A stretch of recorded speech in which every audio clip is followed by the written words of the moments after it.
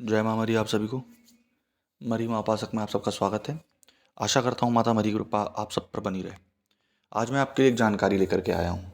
काफ़ी लोगों ने मुझसे ये चीज़ पूछी और मैं एक एक को बता नहीं सकता पर्सनली कॉल पर, ठीक, इसलिए मेरे को ये वीडियो बनाना पड़ रहा है।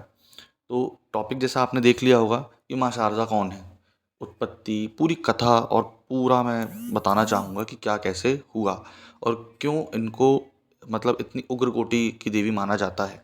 ठीक, काफ़ी लोग को लगता है बहुत पोलाइट हैं ये, मारण में नहीं कर, काम नहीं कर सकती या तंत्र काट नहीं कर सकती। ये सब के जवाब आज मैं दूंगा, इसलिए वीडियो के अंत तक बने रहें। तो सबसे पहले बात आती है सती। जब माँ सती जली, ठीक, उन्होंने अपना देह त्याग किया, ठीक, और जब वो जली उनको लेकर के जब शिव विचरण कर रहे थे तो उनके जो भी अस्त्र शस्त्र और जितने भी पिंड गिरे वो शक्ति रूप में हैं और वो शक्तिपीठ के रूप पर विद्यमान है। अब आप उस चीज़ को समझिए, मैहर को पहले क्या बोला जाता था, वहाँ पर माई का हार गिरा, ठीक, वहाँ पर माई का हार गिरा, इस कारण से उसको मैहर, ठीक, माईहर बोला थे पहले, देहाती लैंग्वेज में बोलते थे तो मैहर उसका नाम पड़ गया क्योंकि माई का हार गिरा था। मैहर को आप अगर संधि विच्छेद करेंगे तो आपको ये पता चलेगा माई हर, तो माई का हार जिस स्थान पर गिरा वो है मैहर। अब आते हैं, अब यहाँ पे माता शारदा की कथा जो स्टार्ट होती है कैसे हुई। आदि गुरु शंकराचार्य वहाँ पर आए, माता का विधिवत पूजा स्थापन किया और वहाँ पर आने के बाद, ठीक, उनका पूजा वगैरह करने के बाद माता शारदा ने उन्हें अपने गोद पर बैठाया और खाना खिलाया था। अब आते हैं अपन कि पूजा पाठ तो की, लेकिन पूजा पाठ करने के पहले मंदिर कैसे बना था और कैसा था मंदिर, ठीक, अब उस चीज़ को समझना आप। एक बार की बात है, हुआ क्या था, जब वहाँ जो ग्वाला था, ब्रजनाथ सिंह जो वहाँ के राजा थे, उनके साथ बहुत अजीब सी घटना हुई। अब वो घटना कैसे हुई ये बताते हैं। एक ग्वाला था, वो ग्वाला क्या करता, जब वो गैया चराता, सिर्फ गैया चराता रहता दिन से रात, गरीब था बहुत क्योंकि वो उस टाइम जीवन यापन के लिए यही सारी चीज़ें थी। तो जब वो गैया चराता तो एक अच्छी सी गैया सुनहरे कलर की वहाँ पर आई, और वो सुनहरे कलर की वहाँ पर आई। अब वो उसी जो शारदा देवी टेम्पल है वहाँ पर पहाड़ों पर चली जाए और वहाँ पर अपना खो दिखाए ऐसा करके, तो वो भी बोलता कि यार ठीक है कि जिसकी भी गैया है मैं चरा देता हूँ। और ऐसा करते करते करते करते काफ़ी समय निकल गया। एक दिन उसके दिमाग में ये आया कि यार मैं इतने दिन से गैया फ्री में चरा रहा हूँ, क्या मैं कुछ तो लूँगा। तो मैं एक काम करता हूँ, ये गैया जब खिरका बोलते हैं उसको, जब रात में वापस लौटती हैं शाम को, तो उसी गुफा में घुस गई। अब गुफा में घुस तो गई गैया, बोलते कि ठीक है मैं भी इसी गुफा में जाता हूँ, यहाँ पर इसकी मालिक रहती होगा या रहती होगी, तो मैं उससे भाई पैसे ले लूँगा क्योंकि मैं चरवाही तो लूँगा ही लूँगा, फ्री में क्यों चराऊँ मैं किसी का जानवर। तो जब वो गुफा के अंदर जाता है तो उसको एक बहुत बूढ़ी सी स्त्री दिखती है, हाथ में कुछ लेकर बैठी थी वो। और जब उसको वो दिखी, उसने बताया कि भैया देखो मैं आपकी गैया रोज़ चराता हूँ, हे माँ कृपा कर मेरे को मेरी चरवाही दे दो ऐसा करके। तो उसने बोले कि मेरे पास तो कुछ नहीं है और मैं आपको थोड़े से गेहूँ ला करके दे देती हूँ। तो मुट्ठी भर गेहूँ उसने सफ़ेद कपड़े में उसको दे दिए। अब जब वो बोलता है कि यार ठीक है मैं क्या करूँ, आप तो इतनी बुज़ुर्ग हो और आपसे ले लेता हूँ। फिर वो जाते टाइम उससे बोलता है कि आप ऐसे बियाबान जंगल में और ऐसे पहाड़ पर रह रही हो, आपको डर नहीं लगता ऐसे। तो उन्होंने उसको देखा और बोले कि मैं तो बस ऐसे ही रहती हूँ, है ना, बस यहीं पे मेरा जीवन यापन होता है। और थोड़ी देर बाद के क्या होता है, जैसे वो पीछे मुड़ के फिर से देखता है उस बूढ़ी अम्मा को, लेडीज़ को, स्त्री को, तो वृद्धावस्था में जो हैं, तो वो गायब हो जाती हैं। अब उसको लगता है डर, वो फटाफट अपना झोला में डालता है सामान जो उसको माता ने दिए थे गेहूं के दाने, और फटाफट रिटर्न घर आ जाता है। जब वो रिटर्न घर आता है तब क्या होता है, वो जैसी रात में सोता है और सुबह उठता है तो देखता है तो हीरे जवाहरात सोने अशर्फियाँ उसको दिखने लगती हैं। अब जब उसको ये सारी चीज़ें दिखने लगती हैं तो बोलता है मैं इतना पैसा मैं क्या करूँगा। और उस टाइम लोग काफ़ी लॉयल हुआ करते थे अपने राजा के लिए। तो उसने क्या करा, जाकर राजा को दे दिया।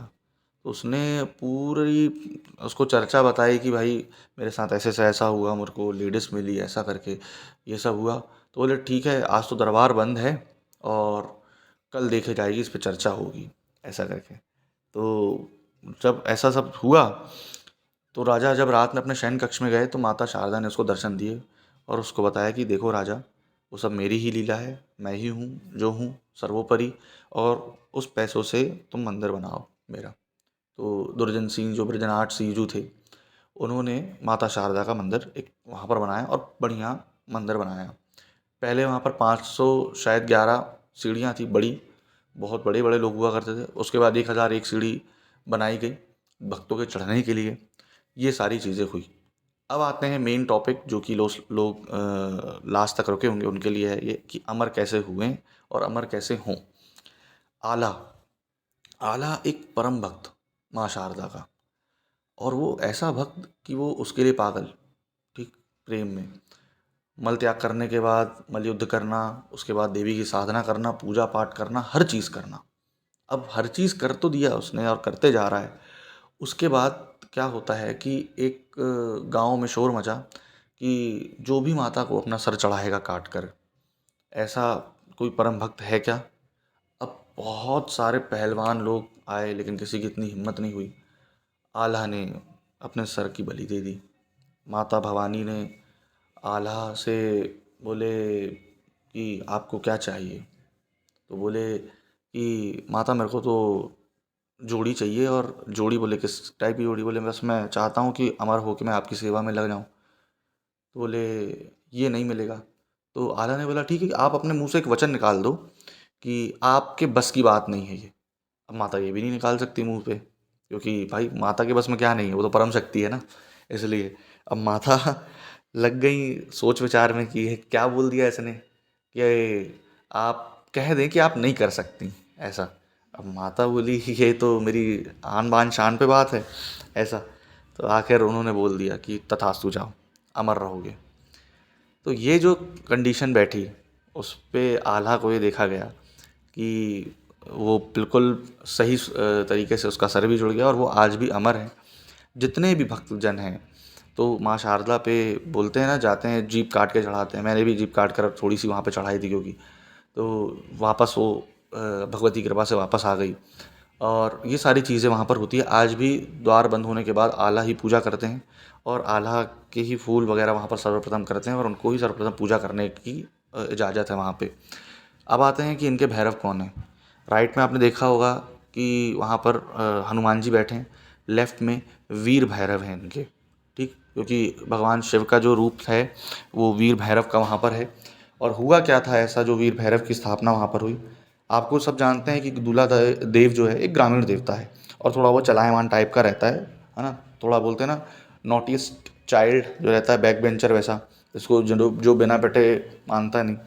तो दूल्हा देव क्या करा कि जब दूल्हा देव का वहाँ पर गमन हुआ तो वो ये चाहता है कि माता के मैं समक्ष जा कर के बैठ जाऊँ, और ऐसा करके माता की तौहीन होती।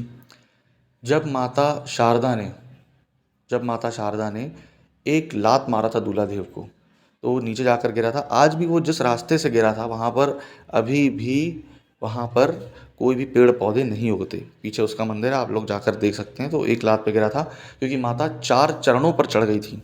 कभी भी आप देखेंगे तो शारदा देवी के 4 पैर दिखेंगे, इसलिए 4 बनाया जाता है। तो वहाँ पर माता 4 चरणों में बैठ गई थी। सोचो माता शारदा कितनी बड़ी नहीं होगी, 4 सिर्फ स्टेप पर चढ़कर बैठ गई माता, ऐसा। तो वो माता शारदा की एक बोलना चाहिए कि वहाँ पर बहुत परिकल्पना भी नहीं अपन कर सकते, ठीक, इमेजिन नहीं कर सकते वो कितनी परम शक्ति हैं।